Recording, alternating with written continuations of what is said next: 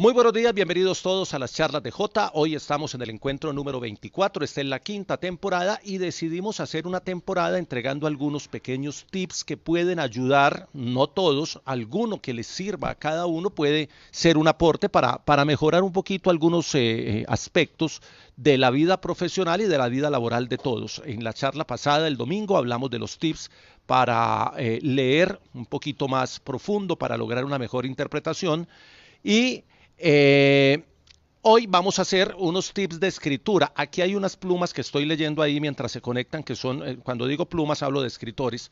Hay gente conectada que escribe muy bien, que son de mi total admiración. Los tips que voy a decir son tips de lo que yo utilizo para tratar de hacer mis textos un poquito más interesantes. Tengo los textos de cuentos, tengo los textos autobiográficos, que algunos de ustedes los conocen, en Te Vengo con Cuentos, en Blogspot.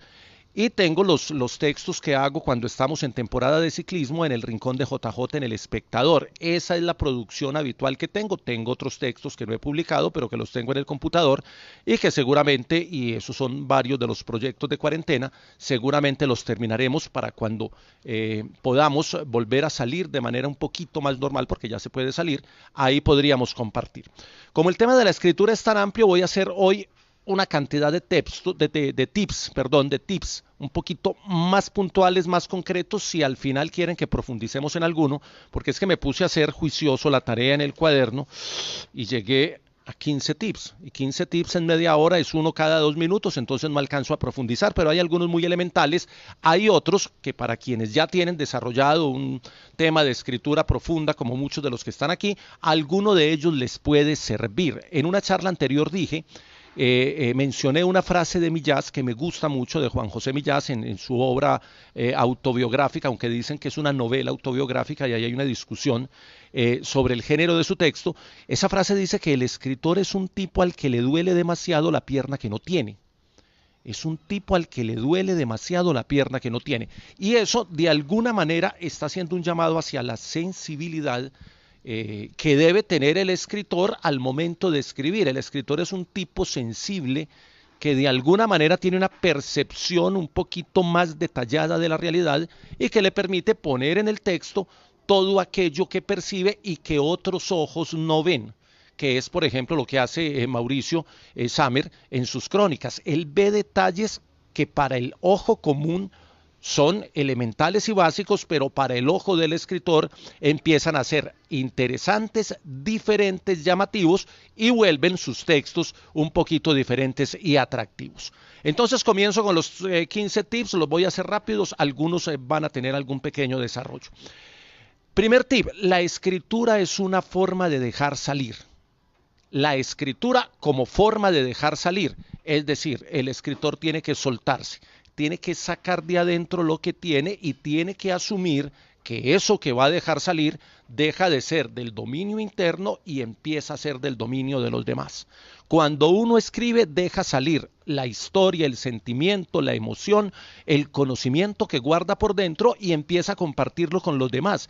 De alguna manera, el escritor se pone en evidencia con lo que escribe y pone en evidencia su estructura de pensamiento. Le da rienda suelta a la creatividad, a la construcción del texto, cuando son textos periodísticos, y de alguna manera trata de solucionar problemas del mundo desde su ejercicio escritural. El solucionar problemas del mundo, pónganlo entre comillas, pero todo el que escribe está dejando salir algo que tiene por dentro y cuando lo deja salir entra a ser del dominio de todos. Muy buenos días para los que se siguen conectando, para el doctor Sergio Betancourt, que lo veo conectado, para Lina María, que debe estar en Santa Elena recuperándose, espero que ya esté bien de la pierna. La escritura reestructura la conciencia, decía Walter Onk en un texto también maravilloso. La escritura reestructura la conciencia, o sea, la escritura viene de adentro, pero va hacia afuera. Y quien escribe está asumiendo que está dejando salir a veces fantasmas, a veces deja salir monstruos, a veces deja salir asuntos personales, pero también a veces deja salir conocimientos, historias que tiene y que quiere compartir. Primer tip, la escritura es dejar salir y es liberar. Muy elemental. El segundo, siempre las personas han creído que la hoja en blanco significa un terror, significa una angustia, significa una impotencia. Cuando las personas se acercan al computador, yo digo la hoja en blanco porque todavía pues utilizo los cuadernos y las hojas, pero las personas creen que cuando van a empezar a escribir es un tema de angustia. O es un tema de duda, o cuando tienen que hacer un trabajo de la universidad, o cuando tienen que entregar un informe escrito, lo primero que sienten es angustia porque el texto no está hecho, porque miran la pantalla del computador y está en blanco. Yo digo, la angustia de la hoja en blanco de la que tanto hablan algunas teorías de la escritura. Yo no creo en esa angustia, porque cuando usted va a dejar salir es porque tiene algo adentro, y esto lo ligo con el tip anterior. Entonces, si usted ya tiene algo adentro y lo va a dejar salir, pues la hoja no está en blanco. Digamos que en la hoja está todo lo que usted tiene que entregar y lo que tiene es que organizarlo. Nunca sentir angustia ante la hoja en blanco, porque cuando usted siente angustia es porque no tiene adentro algo que quiera dejar salir. No sé si me entienden. El segundo punto es: supere la angustia, deje el miedo. Hay que empezar a dejar salir. Entonces, no asuma la hoja en blanco o la pantalla en blanco, para ponerlo en términos tecnológicos, como un problema, como una impotencia o como un vacío, que es lo que dicen algunos que sienten cuando van a escribir. De alguna manera, el escritor, y es el segundo tip, la persona que quiere escribir algo tiene que coger impulso, y el impulso se lo da la pantalla del computador, la hoja en blanco, el lápiz en la mano, el elemento con el que escriba. La angustia bloquea, la angustia te pone límites y no te deja sacar lo que tenés adentro. Primer tip, entonces, la escritura como forma de dejar salir. Segundo tip, no sentir angustia. Digamos que para escribir se necesita una sola cosa, eso lo he dicho en alguna charla una vez en un taller. Dije, para escribir no se necesita sino una sola cosa: estar vivo. Estar vivo, porque no he visto el primer muerto que deje salir, porque ya está muerto. Entonces, si usted está vivo y tiene algo que dejar salir, coja el papel y deje lo que fluya. Hay que cruzar el umbral, dicen algunos: transpirar, sentir, sufrir, pero dejar salir y perder esa angustia de escribir. Tercer elemento: la escritura vista como alfarería, la escritura como una manera de moldear, la escritura como dar forma, la escritura como un ejercicio de construcción. La escritura es una tecnología, es tal vez la última gran tecnología que inventó el hombre, que es la extensión de su mano para poder construir con la ayuda de algo. Y la escritura es una tecnología que se tiene que desarrollar y que le tiene que servir al ser humano. Entonces, no hay que hacer la escritura como un ejercicio inmediato. No funciona como calvazo, como panelazo, como cabezazo. No es que se me prendió la lamparita, que el bombillito que tanto ponen en las caricaturas. La escritura no funciona como inspiración de un momento. La escritura es alfarería, es moldear, es acomodar, es poner el título y cambiarlo, es coger el segundo párrafo y subirlo al primero, es mirar un verbo que no me funciona y buscar otro que sí me funcione, es buscar en textos aparte y volver al texto mío.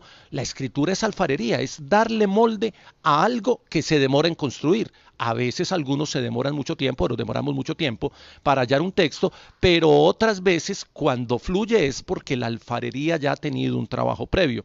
Muchas veces la gente dice: a mí hay cuentos que me salen en una sentada. Sí, pero esa sentada no es la inspiración del momento, sino que es el proceso de pensamiento que te ha llegado a sacar, que te ha llevado a sacar ese momento para escribir.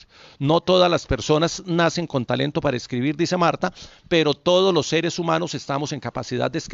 Ese es un punto, Marta, que voy a tocar más adelante. No todo lo que uno escribe es para publicar, no todo lo que uno escribe es para que guste, no todo lo que uno escribe es para compartir, pero todo lo que uno escribe es el producto de la capacidad intelectual que tiene cada uno, y por eso hay que escribir. No queda otra alternativa. El siguiente tip, el número 4, hay que aprender a decir lo simple. Cuando la gente quiere escribir, o cuando uno va a los talleres de escritura, uno encuentra que la gente quiere aprender a escribir y creen que escribir es hacer algo complejo. Alguna vez hicimos un taller de autobiografía en un proceso de resocialización acá en la ciudad de Medellín, y el bloqueo que más encontrábamos era que eran chicos que querían escribir, pero creían que escribir era ponerlo bonito. Y yo les decía, es todo lo contrario. Dígalo simple, busque los ejemplos cotidianos, busque los elementos del día a día, busque lo natural, busque lo suyo y póngalo en el papel y déjelo salir. Cortázar decía que el chisme de la empleada doméstica podría ser una gran novela. Eso lo decía Cortázar, es decir, busque lo simple, busque lo elemental y conviértalo en texto. Decía Schopenhauer que se necesitan cosas sencillas para decir cosas extraordinarias. Parta de lo elemental para que en la construcción del texto usted consiga cosas extraordinarias. Aprenda a escribir lo simple, que lo complejo vendrá después. Hay personas que creen que para poder soltar un texto tiene que estar complejo y lo enredan sin necesidad. Mientras más simple, mientras más sencillo, más fácil de leer, y luego usted busca aquello que todos llamamos el estilo, que termina siendo, como dice una frase, el estilo es uno y el estilo termina siendo usted dentro del texto. Entonces no empiece a buscar un estilo que no tiene o que no ha definido y simplemente escriba. Hay una frase que dice que la verdadera escritura comienza después de escribir. Esa es muy buena, Mauricio, y es una forma de entenderlo. La única manera de aprender a escribir es escribiendo. No pienses en tus amigos al escribir, póngale cuidado a esta cita, ni en la impresión que te dará tu historia. Cuenta como si tu relato no tuviera interés más que para los pequeños ambientes de tus personajes, de los que pudiste haber sido uno. Eso lo dice Horacio Quiroga, o lo dijo Horacio Quiroga, que es uno de los grandes escritores de cuentos en la escritura de América Latina, el uruguayo. Cuenta como si tu historia solo tuviera sentido para los personajes de tu cuento. Esto para los que quieran escribir cuentos. Si dentro del cuento hay una armonía entre los personajes y la esencia de lo que van a recibir, que es lo que le pasa a veces a los estudiantes en pregrado que están escribiendo, es para que el profesor les avale, para que el profesor les ponga el número, para que el profesor les ponga una nota buena. Entonces a veces se bloquean y terminan escribiendo para el otro. No, escriba dentro de lo que usted es capaz de contar, como si su historia fuera interesante para los que están en la historia. Ya después llegará el momento de mirar formatos, normas y todo lo que tiene que ver con la escritura, que también tiene una parte normativa. El quinto punto tiene que ver con algo que mencioné en la clase pasada. Yo soy amigo del estructuralismo por alguna razón ideológica. Hay que esquematizar, hay que bosquejar, hay que armar el armazón, perdonen la redundancia, hay que armar la estructura, hay que hacer el molde. Hay de alguna manera que construir o preescribir o tener en el papel o tener claro en la cabeza cuál es la estructura de la historia. Si voy a hacer el cuento, cuáles son los personajes, cuál es el tiempo, cuál es la trama, cuál es el escenario y cuál va a ser la posible resolución. Si lo tengo en un esquema, si lo tengo bosquejado, eso funciona. Si voy a hacer un informe de gestión, cuál va a ser la introducción, cuáles van a ser los conceptos que voy a desarrollar, los números que voy a poner y cuáles van a ser las conclusiones. Si voy a hacer una historia periodística, cuál es el hecho noticioso, cuáles son los elementos del desarrollo noticioso y cuál puede ser el cierre de esa historia para que sea atractiva. Miren que cada tipo de texto, si voy a hacer una carta, recuerden que siempre hay una parte protocolaria de contexto, saludo, contexto, idea central y luego un cierre. Entonces, todo texto tiene una estructura y hay que armazón en esa caja, en ese formato, en esa estructura con la que quiero desarrollar. Si usted quiere hacer una novela, tiene que tener cuál es la trama central, quién es el protagonista, quién es el antagonista y cuáles son las historias paralelas, las que van alimentando la historia y van generando otras sensaciones. Es una estructura. Cuando uno va a escribir, así sea un cuento corto, así sea una carta de amor, así sea un texto empresarial, tiene que tener una estructura. Es una forma de asumirlo, repito, yo lo digo por la parte estructural, lo mencioné también cuando dije los tips para la lectura. Hay que aprender a mirar la estructura del texto para poderla entender lo macro para mirar lo micro. ¿Cómo voy a contar la historia? Esa es una pregunta que uno tiene que resolver y que te la responde la estructura. Tip número 6, dramatice, busque el interés humano, de lo que va a escribir. Cuando uno va a escribir una historia, la única manera de que resulte atractiva para otros es cuando la historia tiene algún interés humano. Yo lo llamo drama, pero no necesariamente tiene que ser drama, porque los que escriben comedia muchas veces lo que buscan es el momento emotivo en el que van a generar la hilaridad, y ese es el punto central. Lo que yo llamo drama, ellos lo llaman el momento cumbre. Alguna vez hablé con Mauricio Arias, hablando de cómo ellos hacen para construir los stand-up desde el punto de vista literario, no desde el punto de vista escénico, y me dio también algunas pistas que dije yo, es como lo mismo, hay que buscar el momento específico y a partir de ahí desarrollan. Ellos cuentan, por decirlo así elemental, sé que es más complejo, cuentan un chiste y luego alimentan el chiste con 2 o 3 elementos más y luego cambian de chiste. O sea, hay una tesis, entre comillas, y a la tesis la alimentan con varios elementos. Ese podría ser un buen punto para tener en cuenta en la escritura. Yo lo llamo dramatice, piense en que el lector es un ser humano que también siente, que también se emociona, y si usted dramatiza emociones y sentimientos en el texto, él los puede llegar a compartir. Punto número 7.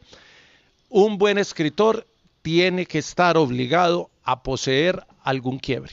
O sea, los escritores también se derrumban, los escritores también sufren, los escritores también abandonan el texto, los escritores también tienen crisis. No son seres humanos privilegiados, no son iluminados, no todo les fluye con facilidad, que es lo que muchas veces la gente piensa cuando ve a una persona que tiene mucha producción textual. Alguna fisura como ser humano debe tener el escritor, alguna debilidad que le pone en cuestión su propio proceso escritural. Entonces hay que asumirlo. Cuando eso aparece, el escritor también debe asumir esas debilidades y a veces tendrá que dejar. Yo, por ejemplo, ahora con el texto autobiográfico estoy pegado y estoy pegado en el capítulo de la muerte de Andrés Escobar, porque todos saben, los que son amigos cercanos, saben que la muerte de Andrés a mí me marcó en la mirada frente al fútbol como espectáculo, como juego y como deporte, y aún hoy pues tengo esa fisura frente a ese tema, y es tal vez el capítulo que más me ha costado y estoy luchando con él porque hay cosas que no quiero contar y hay cosas que quiero contar pero no las debo contar. Entonces esa es la fisura de la que les hablo. Cuando encuentren la fisura, peleen con ella, asuman que ahí hay una lucha interna, que hay que pelear con ella y que hay que empezar a sacar. No hay que buscar la perfección, ese sería un complemento al tip anterior. Hay personas que creen que son perfeccionistas. Hay una frase, cuando vimos administración del tiempo en las charlas, yo les decía, el perfeccionismo no es rentable. Yo a veces escribo, repaso, corrijo, y lo que decía ahora alguien, creo que era Mauricio, si uno no cierra el proceso, pues el texto se va a quedar dando vueltas. Eso le pasa a los directores de cine, le pasa a los escritores, le pasa a los directores de proyectos. Los proyectos hay que cerrarlos y los textos también. No busquen el perfeccionismo para escribir. Si están tratando de escribir para ganarse el premio, no lo van a hacer. Alguna vez en un noticiero yo me hice famoso porque les decía, cuando los periodistas estábamos haciendo la sección y estábamos en la hora de la cuelga es cuando uno ya no va a alcanzar. Entonces yo les decía, ¿qué pasó con esa nota? Y me dicen, no, es que le quiero meter una imagen, pero no la encuentro. Y yo les decía, esa nota es para el Simón Bolívar. ¿Te vas a ganar el Pulitzer con esa nota? Y me decía, no, entonces no busques la imagen que no vas a encontrar, porque lo que va a pasar es que la nota no va a salir. Entonces hay que aprender a ser pragmático. Hay textos que hay que poner y a veces no salen con la perfección o con la forma o con la estructura o con el gusto que usted quisiera ponerles, pero los textos tienen que salir, y los que escribimos a veces contra el tiempo, hablo de los periodistas, tenemos que asumir que los textos tienen que ser buenos, pero que no pueden ser perfectos porque el tiempo está corriendo en contra. El que no escribe no fracasa como escritor. Ser escritor es un asunto de temperamento. Usted tiene que tener el temperamento suficiente para entender que el texto tiene que salir, que el texto es como un hijo que ya tiene vida propia y hay que dejarlo salir. Entonces hay que tener temperamento para escribir. El perfeccionismo no me había dejado seguir escribiendo, lo dice Santi Martínez, y le he leído unos cuentos maravillosos que él apenas está en ese proceso de dejar salir. A mí me pasó también, Santi, ya lo habíamos hablado, porque yo escribía mis cuentos y los guardaba, y de alguna manera la cuarentena me hizo dejar salir. Miren que a todos nos pasa. Entonces, el que no escribe no fracasa, y es un asunto de temperamento. A veces nos puede el ego, a veces nos puede el pudor, a veces nos pueden ciertos fantasmas y ciertos monstruos que construimos nosotros mismos, pero contra los que hay que aprender a pelear, y el momento en el que uno deja salir el texto es un momento de liberación.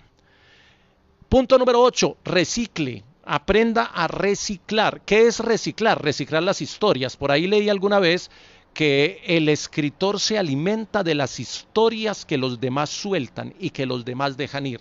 Aprenda a ser reciclador, a escuchar en el metro, a escuchar en el bus. Ahora con el distanciamiento físico, pues nos cuesta un poquito más parar la oreja, pero muchas veces la gente me dice, ¿de dónde sacaste ese cuento? Y yo, pues venía en el metro y de pronto escuché una conversación, a alguien se le cae una historia conversando con un amigo y usted la pone en el papel.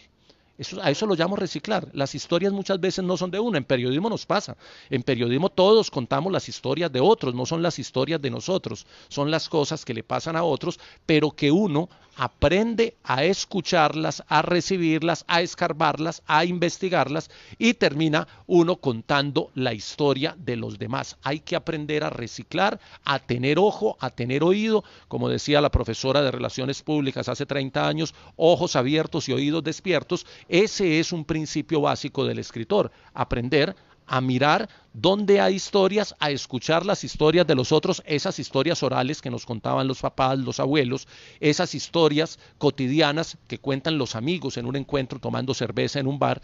Todo eso te sirve si quieres escribir, pero tienes que aprender a sistematizarlas, a detallarlas y a describirlas a tu manera. Todavía no he hablado del acto de escribir, para allá voy.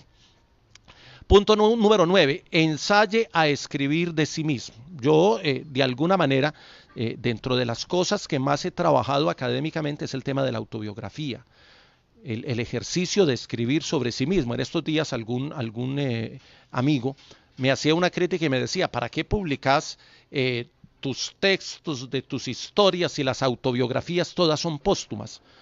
Y yo le dije, no todas las autobiografías son póstumas. Cuando uno quiere escribir sobre su vida, nadie se lo puede impedir, y si uno quiere compartirlo, pues también tampoco se lo pueden impedir. Y el tipo me decía, es que me suena muy pedante, me suena muy egocéntrico, y yo le decía todo lo contrario, porque la autobiografía es un ejercicio tan racional, que es un ejercicio de introspección, es meterse en uno mismo y encontrar la historia de uno para ponerla en el papel. La gente cree que eso es muy fácil, porque claro, las historias que uno más debe conocer son las de uno mismo, pero resulta que cuando uno empieza en ese ejercicio viene un problema, que es un ajuste de cuentas. Uno empieza a cerrar cosas que dejó abiertas, a acordarse de cosas que no se quiere acordar, a reflexionar frente a los hechos que fueron su vida. Escribir sobre la vida misma es tal vez de los ejercicios más complejos que hay, es pasar de la historia y de la anécdota a encontrar por qué esos hechos fueron importantes para la formación o para la educación o para la construcción del sujeto que uno es hoy.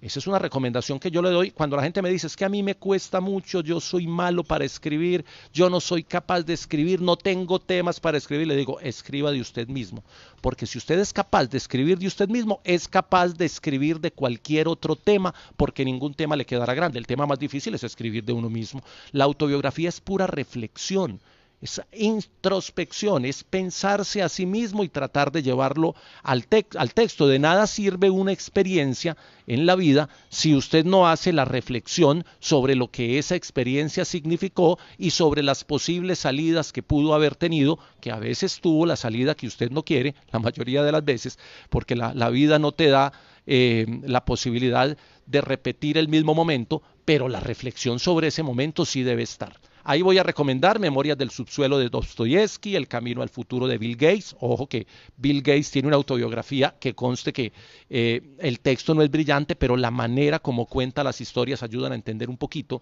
la construcción del personaje. Confieso que he vivido de Neruda, La lengua absuelta de Canetti, mis últimos mi último suspiro, esa es la de Buñuel, y Mis demonios de Edgar Morán, esa de Mis demonios, la de Spinoza también, La verdad sea dicha, también es muy buena, la de García Márquez, Vivir para contarla, creo que muchos la han leído. Entonces hay muchos textos, cuando uno lee a los otros escribiendo sobre sí mismos, uno empieza a entender que escribir sobre sí mismos es un ajuste de cuentas que en algún momento de la vida hay que hacer. Que después las publiquen cuando ya han fallecido y esas memorias estaban ocultas, eso ha sido una tradición, pero no es una norma. Y si uno escribe de sí mismo, pues obviamente es porque quiere reflexionar. Es muy valiente quien se atreve a hacerlo y es muy temeroso quien no lo hace. Si alguien tiene problemas para encontrar temas y escribir, escriba de sí mismo y se va a dar cuenta después la ayuda que es eso para escribir otro tipo de textos. Punto número 10, titule siempre, ponga títulos. Todo texto que usted haga, póngale un título, porque el título es la única forma de desarrollar capacidad de síntesis. Para los que trabajan en digital, en medios digitales, saben que el título es el gancho, es la manera de atraer los tantos clics que necesita para subsistir en ese medio virtual. Pero aparte de que sea un medio de subsistencia para los digitales, es un ejercicio de capacidad de síntesis. Es que poner un título no es poner hashtags, no es poner indicadores, no es poner palabras clave. Poner un título es ser capaz de condensar en pocas palabras todo el universo que usted está desarrollando en un texto. Hay algunos que dicen que es mejor titular al final del texto, hay otros que parten del texto para escribir. Eso ya es método. Acuérdense que para la lectura había que tener método, para la escritura también. Pero siempre que hagan un texto, pónganle el título porque el título te da la posibilidad de interpretar si eres capaz de sintetizar todo lo que has querido decir en una sola frase. Hay ejercicios muy elementales que yo hago en algunos cursos, cuando les digo, bueno, ponga su vida en una sola palabra, y los muchachos se quedan asustados porque es que es la capacidad absoluta de síntesis. Pon tu vida en una sola palabra es escoger entre todo tu vocabulario, todo el léxico, toda la capacidad textual que tienes para poner en una sola palabra. El título de un texto es la capacidad de sintetizar en una sola línea todo lo que dicen 4, 5, 10, 15 párrafos o 400 páginas, como en algunos casos. Digamos que el título cumple una función retórica que es la de persuadir al lector para que encuentre atractivo el texto. Yo a veces peleo porque hay títulos que no dicen lo que el texto dice y hay títulos que engañan. En las páginas web, en lo digital, uno encuentra una cantidad de titulación que está hecha con la idea de atraer, pero no corresponde a lo que el texto dice y es una pelea constante con los digitales. Yo entiendo que ya es la lógica del clic y demás, pero aún así yo valoro mucho esa capacidad de síntesis para que el texto quede reducido a una sola frase, porque si usted es capaz de escribirlo en una sola frase, es capaz de escribirlo en 10 párrafos, en 20 párrafos, en 30 páginas o en 100 páginas. Así sea un texto, digamos, administrativo, titúlelo. Así el título no lo tenga que mandar. Porque cuando usted tiene un informe de gestión sobre, yo hablo mucho del informe de gestión, si usted tiene el informe de gestión sobre un periodo de administración y usted le pone de título informe de gestión, pues no condensa la esencia de lo que usted quiere decir porque ese informe tiene algo particular, específico, que recoge, que reúne de un tiempo, de una gestión particular. Piense un título y escríbalo así después el título no lo vaya a entregar, pero ese título ayuda mucho. Hay que aprender a titular. Punto número 11. La escritura no es un problema de comunicación, sino un asunto de cognición. La repito. La escritura no es un problema de comunicación, sino un asunto de cognición. Con esta discutí casi 3 clases alguna vez en la maestría. Es una herramienta de la mente. O sea, la escritura es un proceso de pensamiento que se traslada hacia afuera y que obliga a ciertos procesos internos de sintetización, de selección, de organización, de orden. Digamos que el ser humano transforma su pensamiento a través de la escritura. Es la única forma de transformar el pensamiento cuando usted escribe. Por eso el tema del Twitter, por ejemplo, que te obliga a sintetizar, es muy bueno por la capacidad de síntesis, pero es muy peligroso por la imposibilidad de argumentar. Afortunadamente inventaron los hilos que te permiten desarrollar una idea y explicarla un poquito, pero todo Twitter es polémico porque es una idea que no se ejemplifica, que no se construye, que no se desarrolla y que no permite una argumentación. Escribir es reorganizar el pensamiento y a veces reorganizarlo en 140 caracteres es un poquito complejo. Ese es un tema para mirar en las redes, porque a veces usted pelea por ideas cuando las peleas, entre comillas, deben ser por argumentos, pero en el Twitter a veces la gente solo opina pero no argumenta, y pelear contra una opinión sin argumentos no es posible. A mí cada rato me colocan este fin de semana con lo del partido de Colombia, puse alguna opinión y yo sabía que se me iban a venir algunos en contra, pero no discutí con ninguno porque es que es muy difícil argumentar en un espacio tan pequeño. Hay espacios para unas cosas y hay espacios para otras, y la escritura necesita, por lo menos la escritura para reestructurar pensamiento, para dejar salir, para construir, es muy complejo llevarlo a ese espacio. Punto número 12, vamos bien de tiempo, la escritura no se aprende por recomendación. Y esa la iba a dejar de última, iba a decir, bueno, y todo esto que acabo de decir no sirve porque la escritura no se aprende por recomendación. Darío Jaramillo Agudelo, en Carta con Cartilla, dice, escribir es como montar en bicicleta. Escribir es como aprender a montar en bicicleta. Todos los que montamos en bicicleta aprendiendo a montar nos caímos, y si alguno no se cayó después de que creyó que estaba sabiendo montar. Lo mismo pasa con la escritura. Usted escribiendo se tiene que caer, se tiene que equivocar, tiene que cometer errores, le tienen que salir textos perversos. Puede que la historia no le case, que no le cuadre, puede que el informe le quede mal, puede que el cuento no tenga sentido. O sea, eso nos pasa a todos. Usted se monta en una bicicleta y siempre está corriendo el riesgo de caerse, hasta a los profesionales les pasa. O alguien te mete el codazo como a Nairo en la París-Niza y no se cae, pero lo desestabiliza un momento. Lo mismo pasa con el escritor. Cada que usted escribe, no faltará el que te meta el codo para desestabilizarte, no faltará la caída por la caída absurda, que todos la vivimos en la bicicleta y también en la escritura, no faltará el punto de quiebre que va a hacer que tengas el accidente. Se aprende por modelaje, o sea, se aprende viendo cómo escriben los otros, se aprende por casos, analizando los tipos de escritura de los demás, se aprende por acompañamiento directo, porque alguien te acompaña en el proceso, pero particularmente es una actividad que se aprende haciendo.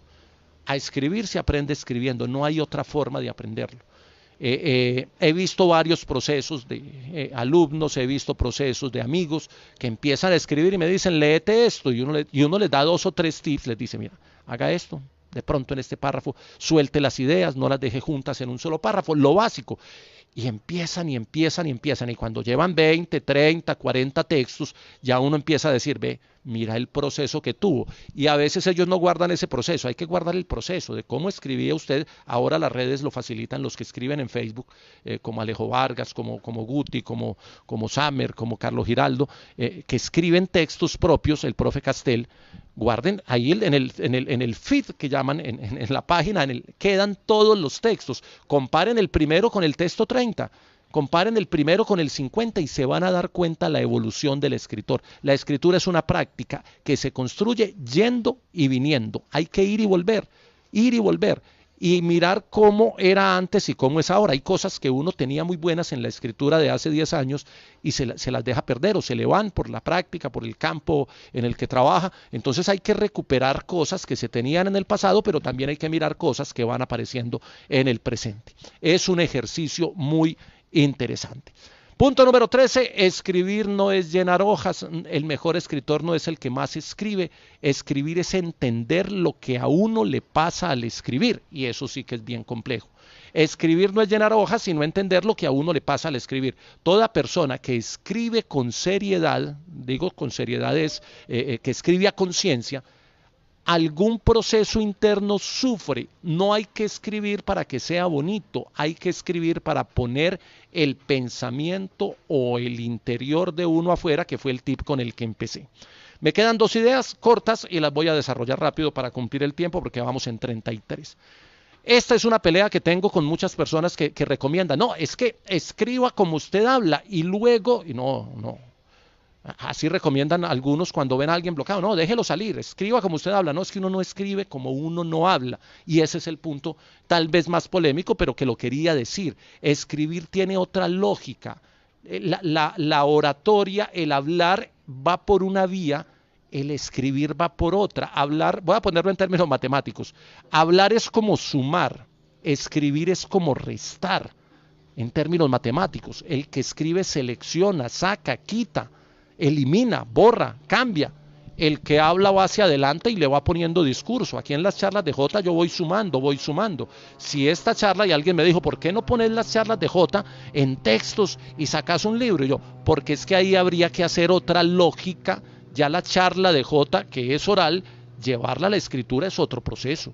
No es coger y desgravar como hacen algunos, porque la construcción gramatical es distinta y porque el fondo del ejercicio es diferente. La oralidad es aumentativa, la escritura es subordinada, como dicen algunos. El discurso escrito, de alguna manera, te hace tomar distancia frente a lo que estás pensando para ponerlo en el papel. Es más lento, usted escribe más despacio. No es transcribir lo que yo digo, es escribir a partir de lo que yo digo. Entonces la oralidad es fluida, es rápida, es repetitiva, es sanguínea, es visceral, mientras que la escritura es un ejercicio más intelectual, más del cerebro.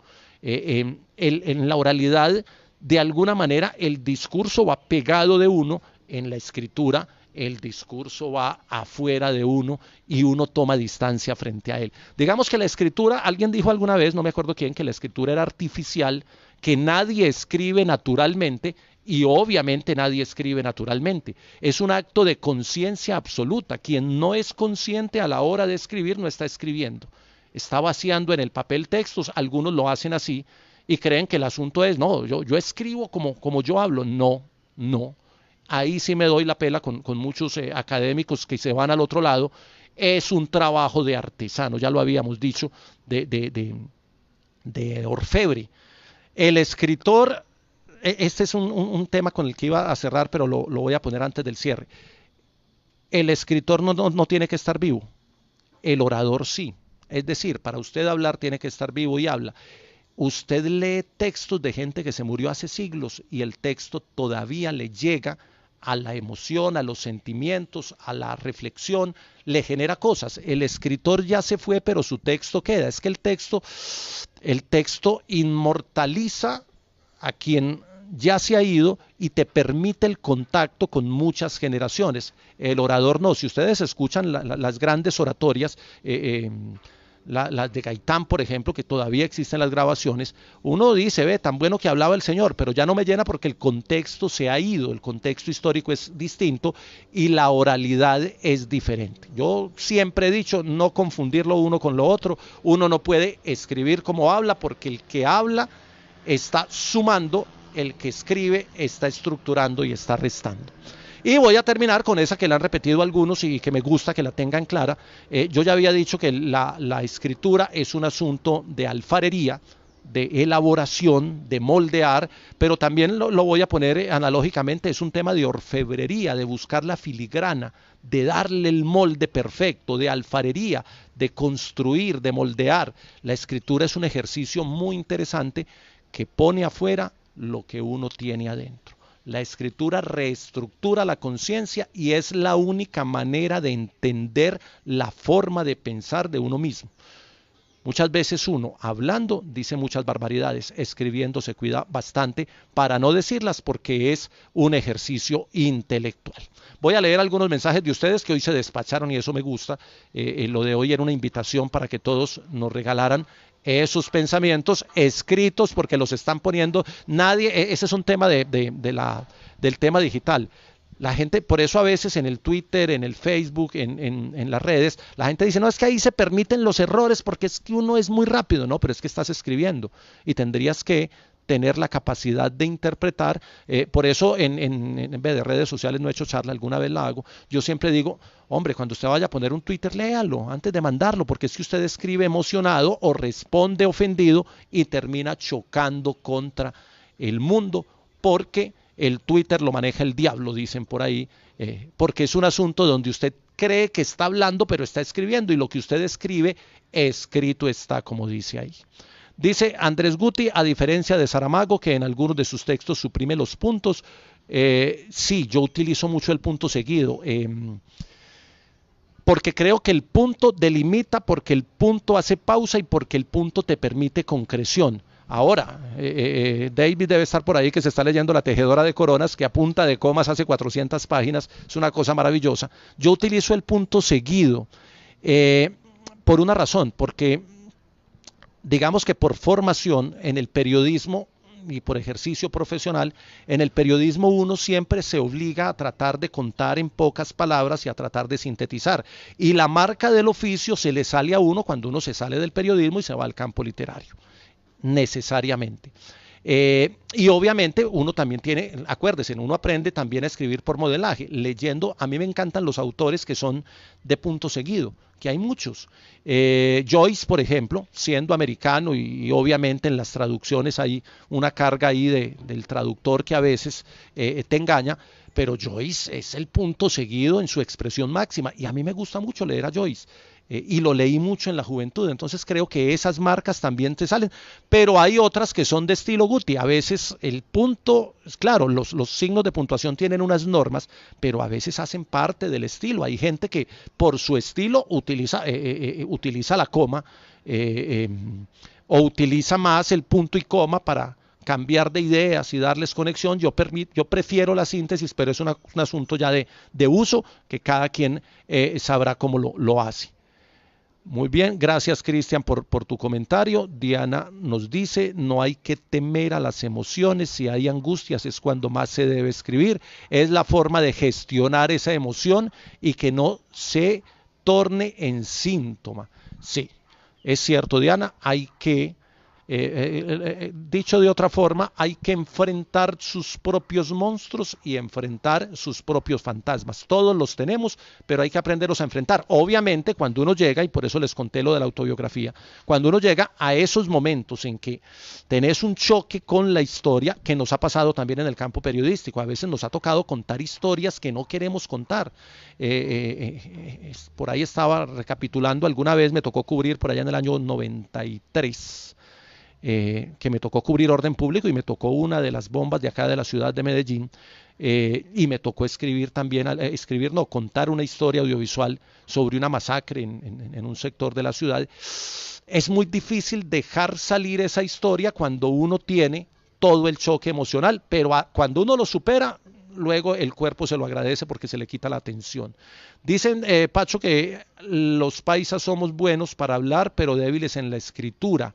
El trabajo en la academia, yo no lo haría regional, Pacho, porque hay escritores antioqueños que son maravillosos, hay escritores costeños. Es que yo creo que no tiene que ver tanto con la regionalidad, lo que pasa es que nosotros tenemos más tradición oral, somos más habladores y menos del texto, pero eso ha ido cambiando con el tiempo y obviamente, y de pronto ya no sé si me meto ahí en antropología y los antropólogos me ayudan, hay un tema cultural, histórico, del encierro del antioqueño, de las montañas que no te dejaban ver más allá, del hablar de abajo para arriba y hablar duro, porque había que decirle al que estaba en la montaña y el de la montaña me respondía, y todo eso se fue trasladando a lo largo de la historia y nos ha convertido en una sociedad de hablar duro, de la oralidad como base, y a veces no buscamos esas otras prácticas, pero ya es un tema antropológico que creo que ya con la apertura, con la globalización y con todo esto ha empezado a cambiar un poquito.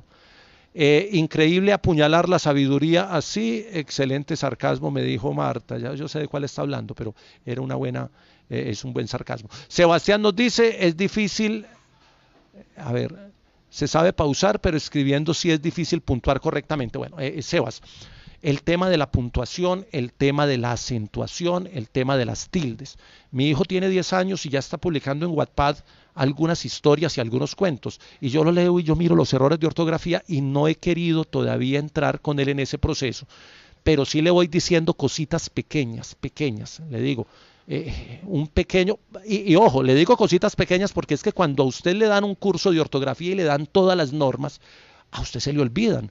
Por lo mismo, porque es que se aprenden es con la práctica. Entonces es mejor aprenderme una norma pequeña hoy, un elemento de ortografía hoy, un elemento de puntuación hoy, y practicarlo hasta que lo domine y luego aprender el otro. Infortunadamente en la estructura de la educación te meten todos los signos de puntuación en un curso y todos los temas de acentuación. Y hay que aprender a ser mnemotécnico con las normas. Las normas necesitan mnemotecnia al escribir. Agudas sí, graves no. Esa frase no se me olvida del profesor Nicolás Guerrero. Yo aprendí a poner las tildes en cuarto de bachillerato y me demoré mucho, porque tenía la lucha con la que la N, la S, la vocal, el acento prosódico, la fuerza expresiva, y entonces yo cogía las palabras y empezaba a ver dónde tenían la fuerza y luego a buscar dónde tenía, hasta que el profesor Nicolás Guerrero me dijo: Osorio, agudas sí, graves no. Y yo le decía: profe, ¿cómo así? Me dijo: apréndase eso y usted aprende a acentuar. Y después me lo explicó en la mitad del curso, a mitad de año, me dijo: venga, hay graves, agudas, esdrújulas y sobresdrújulas. El problema es con dos, agudas y graves. Entonces yo dije: a ver, el problema es sí, porque las otras todas llevan tilde. Entonces tu problema es agudas y graves. Agudas sí, graves no. Y yo: profe, pero es que no he podido con eso. Y me dijo: sí, las que terminan en NS y vocal, agudas sí, graves no. Agudas sí llevan tilde, graves no. Con una frase aprendí a poner tildes y me ahorré 10 años de enseñar las agudas, el acento, la fuerza expresiva y la tilde. Eso es aprender la norma en una sola norma a la vez. Los que quieren aprenderse todas las normas, claro, cuando uno escribe tiene muchos errores de ortografía, de construcción gramatical. Si a uno le enseñan todos los complementos en una sola clase, ¿cómo hacíamos? A mí me tocó alguna vez enseñar eso. El directo, el indirecto, el circunstancial, el de modo, el de tiempo, el de lugar. Apréndase uno, aprenda a manejar el complemento directo hoy y aplíquelo en sus textos. Cuando usted esté construyendo oraciones y sepa cuál es el complemento directo de cada una de sus oraciones, apréndase el indirecto. Y así va aprendiendo poco a poco. Es una recomendación que ya la doy hoy. Antes, obviamente, asumía eso como la cantidad y como el bulto. El sarcasmo de Summer, que dijo que hay que escribir muchos libros para tener más portacuchillos. Ah, bueno, esa es la de Summer ahora. No, lo que pasa es que yo también utilicé creí que Marta estaba haciendo referencia al mío. Por ahí leí el de Summer, ahorita lo leo con calma. Yo también hice un sarcasmo cuando hablé del amigo que me dijo de la autobiografía. Hice una frase, ahora reviso la grabación porque creo que fue un sarcasmo bien metido. Cuando hablas, hablas con toda la carga de tu historia. Cuando escribes, esa carga histórica de vida y experiencias y rayones profundos los moldeas para que sean descubiertos desde la estética de la inteligencia, estética de la recepción. Gloria, ese es un tema complejo. Es distinto. Yo que escriba como habla, no, escriba como escribe y hable como hable. Tienen que ser dos aprendizajes distintos que son complementarios, pero que no pueden ser iguales por todo lo que ya dije. Hola, esta charla salió chévere, veo mucha participación. De Blandón, que leía Espinosa en La Tejedora de Coronas, son 400, en la edición que yo tengo, 434 páginas, y creo que no encontré los puntos, y si los encontré son muy escasos. Espinosa es un purista del lenguaje, es otra cosa, pero uno lo lee y entiende que la coma tiene una función y que a veces el punto sobra, mientras que yéndonos al otro lado, por eso puse el ejemplo de Joyce. James Joyce es un amante del punto seguido para incluso lo utiliza como elemento de dramatismo para generar ciertos choques y ciertos impulsos en la escritura que a veces son necesarios, pero ya a veces es un tema de estilo. Quien escribe transita también el camino de la historia, dice Santi. Escribir es transgredir este mundo veloz. Ahora que estamos en el tiempo de las series, en el tiempo de la imagen, en el imperio del internet, en el imperio del hipervínculo y del hipertexto, y en el imperio de los 140 caracteres, escribir textos que se vayan un poquito más allá en extensión es hacer un ejercicio de transgredir el mundo moderno y recuperar un proceso de pensamiento. Escribir es un proceso que te hace pensar. A todos muchas gracias por conectarse hoy. Hoy fue una charla con muchos espectadores. La idea no es que seamos muchos, sino de que nos aportemos entre todos y que construyamos aquí algún conocimiento. Les dije al principio que tengo una chiva que la suelto el lunes. Como hay charla el domingo, o sea, tenemos el jueves y el domingo. Jueves a las 9, domingos a las 10 de la mañana. Nos quedan 3 charlas de esta serie, de esta temporada. El domingo les suelto la chiva. Es una chiva que acabo de definir con un correo electrónico. Estoy buscando aquí los anuncios porque los amigos hay que apoyarlos también. Servicios periciales forenses y criminalísticos SAS, investigación y peritos forenses, www.serviciospericiales.co. Liga Deportiva TV en Facebook, contenido de todos los deportes electrónicos, historias del Medellín y otras borracheras. Búsquenlo en redes sociales, una maravilla. La Estrella, no hay que ser hincha del Medellín para seguirlos. La Estrella Televisión es televisión de servicio, están en Facebook y están en YouTube. Ciclismo en Grande, temporada de pandemia. Ayer hicimos capítulo y hablamos de Miguel Ángel López. Búsquenla en Ciclismo en Grande, así aparece el canal en YouTube. El único debate de ciclismo en Colombia. Hay varios puntos de vista, varios ángulos. Anoche tuvimos emisiones todos los lunes a las 8 de la noche. También estamos en CNC y en Champion TV. Cursos virtuales de la Liga de Ajedrez de Antioquia para todas las edades. Ejercita tu memoria y tu concentración. Historias y anécdotas del deporte en www.lapatria.com. Escribe Osvaldo Hernández. Me gustó la del discurso que nunca se hizo, de el título de los sabios de Caldas. Comunica 3, formato de podcast, un espacio para informar y entretener. Líderes del deporte, marketing, comunicación y gerencia del deporte. @Belein Naranjo en Instagram. Un personaje diario. Hoy a las 11 voy a ver a quién tiene Bley enseguida. Todas las preguntas que usted se hace sobre el deporte tienen su respuesta en YouTube en JJ Periodista. Ya monté por qué el patinaje no es deporte olímpico, que me lo habían preguntado mucho. Veo que aquí hay muchos comentarios, les voy a responder y ahí quedan en el feed para que conversemos un poquito más, y les voy a colocar los textos, la bibliografía que sugerí, algunos recomendados. De pronto les pongo las portadas para que se motiven y para que los busquen.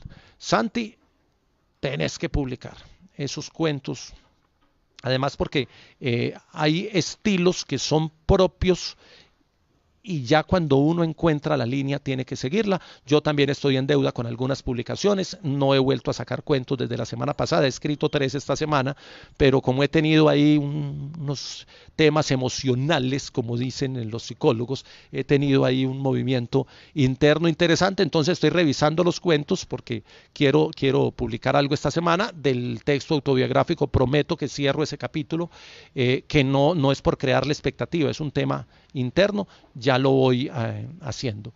Dice Juan Carlos Estrada que muy interesante esta charla, gracias a ustedes.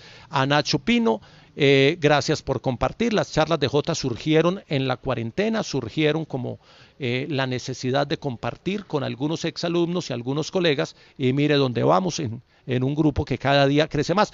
Recuerden darle campanita al canal en YouTube, recuerden darle me gusta al fanpage y recuerden compartir con quienes ustedes crean que estas charlas, porque son charlas, les pueden servir. A todos muchas gracias, nos vemos el próximo jueves a las 9 de la mañana, ya se me olvidó el tema, voy a revisar enseguida y no se me va a olvidar subir la charla enseguida apenas finalice. Muchas gracias a todos y estoy feliz con las charlas, espero que ustedes también las disfruten. Nos vemos el jueves, chao.